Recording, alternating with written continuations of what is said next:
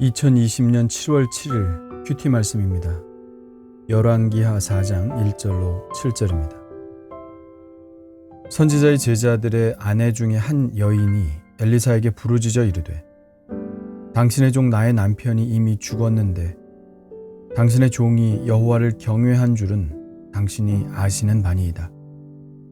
이제 빚준 사람이 와서 나의 두 아이를 데려가 그의 종을 삼고자 하나이다 하니 엘리사가 그에게 이르되 내가 너를 위하여 어떻게 하랴? 내 집에 무엇이 있는지 내게 말하라.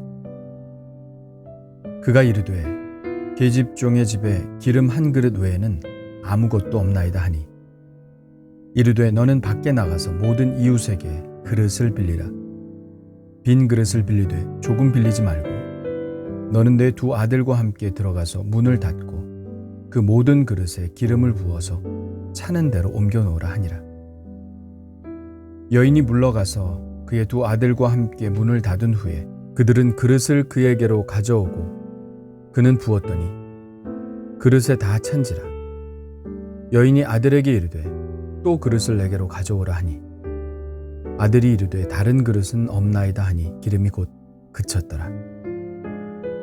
그 여인이 하나님의 사람에게 나아가서 말하니 그가 이르되 너는 가서 기름을 팔아 빚을 갚고 남은 것으로 너와 내 두 아들이 생활하라 하였더라.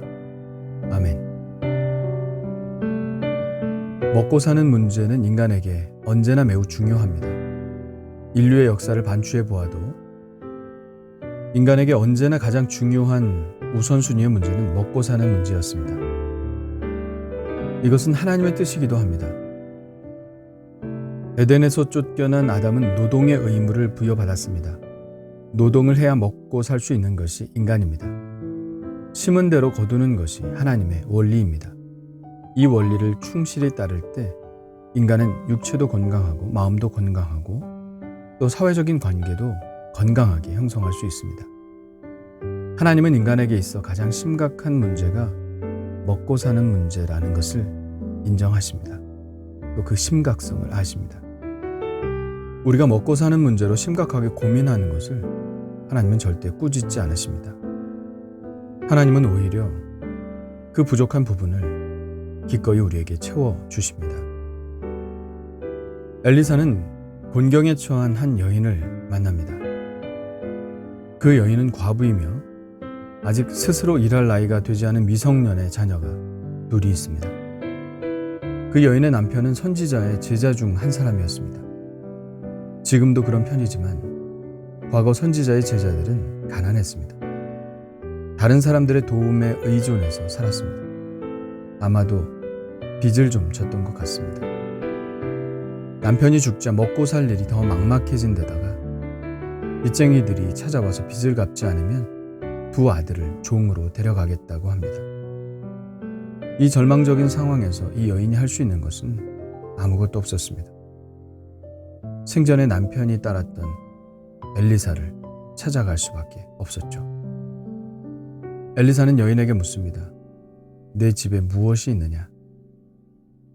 기름 한 그릇 외에는 아무것도 없나이다. 엘리사가 말합니다. 너는 밖에 나가서 모든 이웃에게 그릇을 빌리라. 빈 그릇을 빌리되 조금 빌리지 말고 너는 내 두 아들과 함께 들어가서 문을 닫고 그 모든 그릇에 기름을 부어서 차는 대로 옮겨 놓으라. 여인과 두 아들은 엘리사의 말대로 이웃들에게 가서 그릇을 빌려왔습니다. 그리고 그 그릇들에 기름을 부었습니다. 기름은 붓는 대로 계속 나왔습니다. 그리고 마침내 마지막 그릇이 기름으로 다 차자 기름은 멈추었죠. 그들은 그 기름을 팔아 빚을 갚고 남는 것으로 생활할 수 있게 되었습니다. 이 사건을 통해서 우리는 하나님이 어떤 분이신지를 발견합니다. 하나님은 우리를 먹이시는 분입니다. 엘리사의 스승 엘리야도 3년 가뭄 때 하나님께서 까마귀를 통해서 먹을 것을 공급해 주셨습니다. 그리고 엘리야를 통해서 마지막 떡을 먹고 죽으려던 사렙다 과부와 아들을 먹여 살려주셨습니다. 엘리야가 로뎀나무 아래에서 지쳐 쓰러져 있자 떡과 먹을 물을 주셨습니다. 하나님은 우리의 공급자이십니다. 예수님도 사람들이 배가 고파하자 오병이어의 기적을 베풀어 많은 사람들을 먹여주셨습니다. 하나님은 먹는 문제가 우리에게 얼마나 심각한 문제인 줄 아십니다. 그래서 하나님은 우리의 공급자를 자처하시는 분입니다. 예수님이 먹을 것과 입을 것을 염려하지 말라고 하신 것은 그것이 중요하지 않아서 그렇게 말씀하신 것이 아닙니다. 그것이 중요한 줄 알기 때문에 하나님이 우선적으로 공급하실 테니 너무 염려하지 말라고 말씀하신 것입니다. 우리는 이런 기적이 우리의 삶에 매일 일어나면 좋겠다고 생각합니다. 그러나 그런 일은 일어나지 않습니다.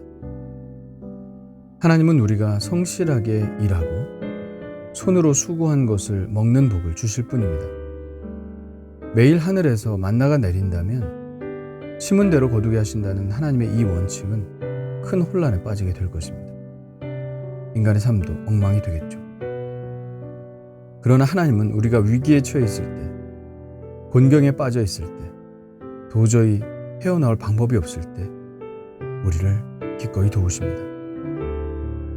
단 우리가 다시 일어나 스스로 설 수 있을 그때까지만 그렇게 하십니다. 에베소서 4장에는 그리스도인들에게 이렇게 권면합니다. 도둑질하는 자는 다시 도둑질하지 말고 돌이켜 가난한 자에게 구제할 수 있도록 자기 손으로 수고하여 선한 일을 하라.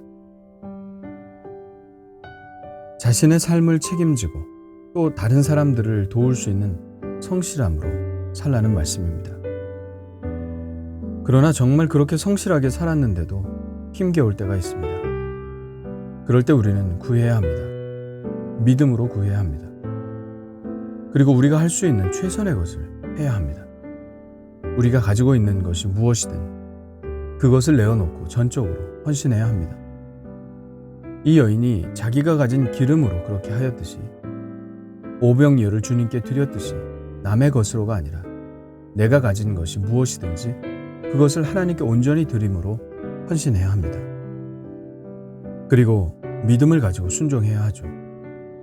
이웃을 다니며 그릇을 빌려오는 수고를 해야 합니다. 내가 준비한 만큼, 내가 믿음을 가진 만큼, 내가 헌신한 만큼 하나님은 꼭 우리의 믿음을 확인하시고 그 믿음만큼 부어주십니다. 이것이 우리가 하나님 앞에 큰 믿음을 가져야 하는 이유이겠죠. 주님, 감사합니다. 과부의 사정을 아시고 하나님은 그에게 채워주셨습니다. 이 과부처럼 나의 필요를 하나님께 구하고 믿음으로 하나님의 응답을 준비하는 자가 되게 하여 주옵소서. 하나님의 일을 하다가 일찍 세상을 뜨신 선교사님과 목사님들이 있습니다. 남겨진 사모님들과 아이들에게 은총을 베풀어 주시옵소서. 그들 가정에 기름이 끊어지지 않는 복을 허락하여 주옵소서. 우리의 먹고 마시는 문제를 함께 염려하시고 공급하시는 하나님을 의지합니다. 채워주시옵소서.